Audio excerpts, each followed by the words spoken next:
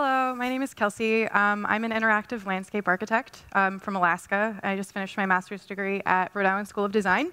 And I'm here to talk to you today about a new friend that I met this last year called the North American Grid and how exciting and amazing it is. My thesis project was called Grid Talk, Giving a Voice to Energy Infrastructures. So you may be wondering why I sat outside and looked at manhole covers for many, many days, being very intrigued by them. And this is just one of them, and I will get to this later, and why you should pay attention to all of your manhole covers. It all started a year and a half ago whenever I was visiting this small town in Rhode Island, and I found this building to be mighty peculiar. And I went to the side of it, and I found two men fishing off the side of it, and I said, "Hey, guys, what is this building?" And they said, "I don't know. It just has warm water that comes out of it. And so it's good for fishing because the fish like to stay here all year round." And I was like, "That's interesting, but I want to know what's inside. You know, what's inside of it?" So it turns out this building had a job, and the reason why the water was warm was because it was a power plant. And it wasn't just any power plant. It was one of the first power plants ever built in the United States. It had huge inside with beautiful museum inside that wasn't open to the public. Confusing. And no one seemed to really care about this building in the community. And I thought, wow, this is almost religious. This structure was so powerful. It was so amazing. And the only thing I could think about was, everyone needs to see this. Everyone needs to see where their energy comes from, because maybe they would care about it more, you know?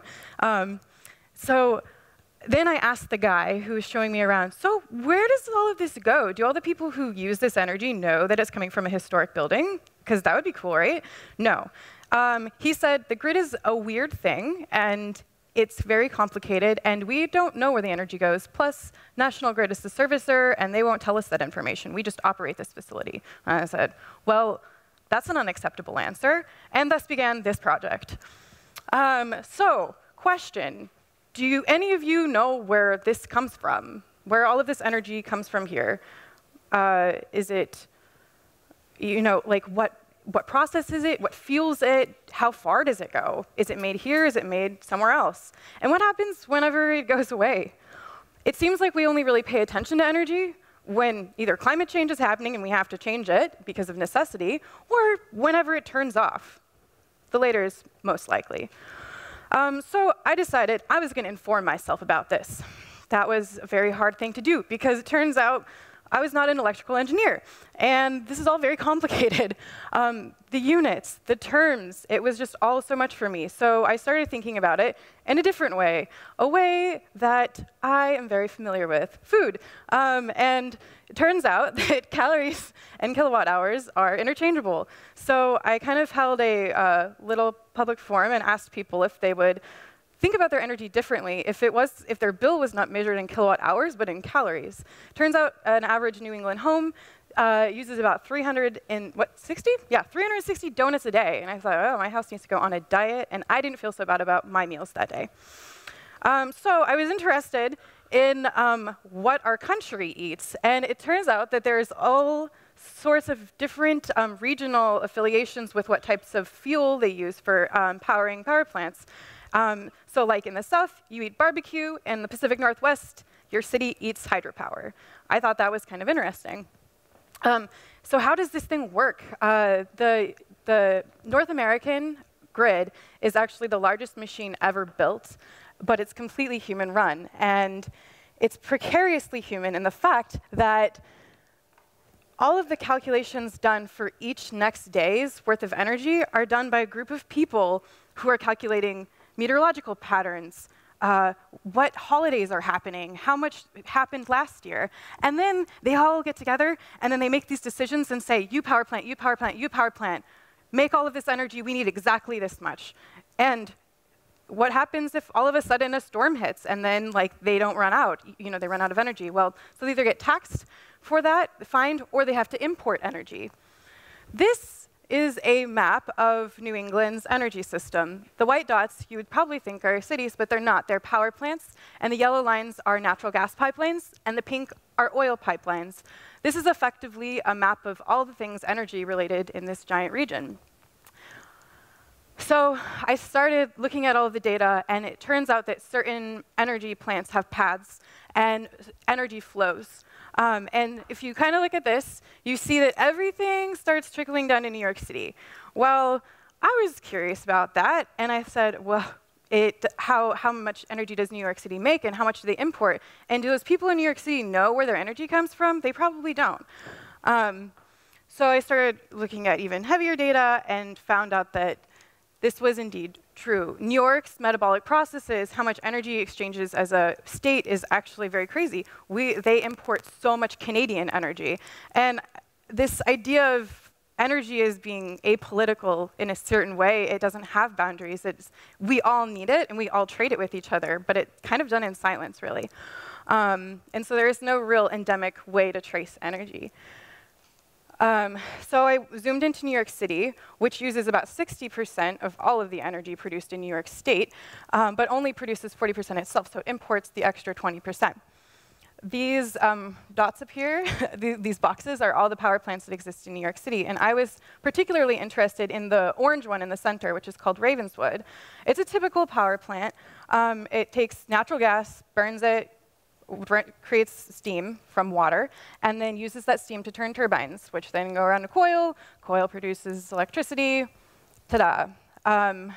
But the weird thing about this plant is that it reuses its steam in this kind of weird-looking blue thing in the middle of here. And what that is the New York steam system, which is a system of over 170 kilometers worth of pipe that run underneath Manhattan, and they actually run basically every skyscraper that you see in there.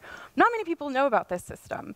And when I found it, I fell in love with it, and I became strangely obsessed with it, and that's why I spent so many days looking at those manhole covers. But I wanted to show this to the public kind of like I wanted to show that power plant to the public, and I thought, how can I convey this information to people? So I started mapping out routes between all of the public buildings around Manhattan that use this energy system and all of the parks, and how it intersects with our lives. And maybe there was a way I could get it to come up and say something to us. How could we talk to it? So this is the steam system. This is steam coming out of a vent. But underneath this steam vent, there's a whole labyrinth.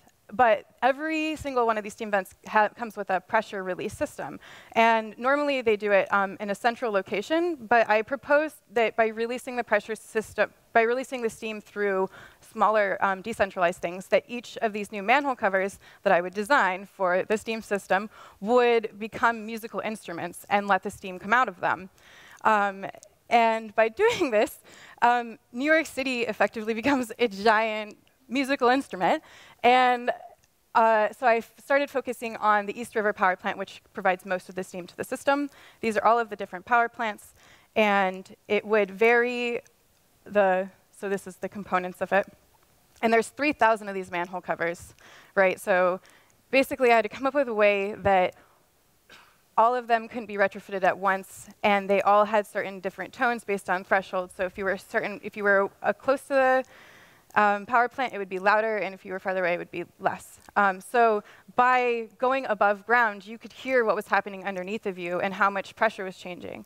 So this was the path that I chose that had the most, I mapped it out, had the most manhole covers and steam density, and put it through as many public parks as I could, and created a public system called the steam circuit.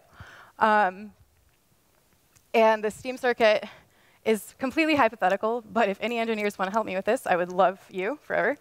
But this thing is, so what I consider this project to be is a very reactive project. It's built and it's adapting to an old system that has been there since 1882. It's pre-electrical age, right? But I really think that in the future, designers have such a huge say in how to humanize these systems, how to make people aware of where their energy comes from. So I would like to get on board with new planned systems. And I have two programs that are public programs in the United States. One is 1% for Art, which gives 1% of a commission, 1% of any project budget to an artist for commission.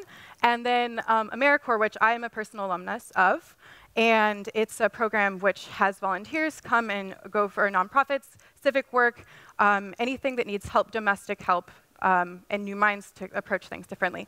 And I think by combining these types of things, some design and art with public service, there is a new program that could be made that would be called Design Corps, where people could go in after design school if they decide they don't know what they want to do, but they're interested in the public realm and infrastructure, that they could assist engineers with coming up with better ideas to make these things less ugly, for one, and two, to make them talk to us, make them more interactive with how we want to understand energy. So a Design Corps example. Inside of your bags, there is a pamphlet that I made for you. In preparation for Dutch Design Week, I put together this study. So I just studied the Netherlands grid. And you know how I asked you where your food came from? Well, this is Eindhoven's food. There's actually about 4 power plants. They're all natural gas-based that are just east of Eindhoven that probably are providing this right now. But the Netherlands currently today only have 6% of their energy coming from renewable sources. But by 2023, in just a couple of years, they're slated to put out all of these offshore wind farms and increase that by more than half, or more doubling that amount of energy. And one of these wind farms can power the whole Amsterdam metro region worth of houses for people. So my question really is, this is so far away from people's eyes. How do you get them to recognize what a wind farm is? Like, how can you make that a public realm process if it's 50 kilometers off a shore, you know? And more than that, I'm interested in government issues too, and the fact that wind power is actually run by the economic affairs instead of the infrastructure and environment, which I thought that that's what it would be under. So I'm curious about like government collaborations and creating these multidisciplinary jobs, kind of like Alex was saying, that allow people to go between these sorts of things and come up with better PR solutions, basically, for these energy systems, and increasing an awareness of why we need to move towards cleaner energy. The last thing is that I created a website called Infratecture, which is design ideas for human-centric infrastructures. And if you have any ideas, please contact me, and we can hopefully get this thing started. And I would love any input that any of you have for any sort of design ideas. It could be sewage plants, highways, anything. But I think that humans really should get back into the things that they build for themselves, and energy is one of the most important ones. So thank you.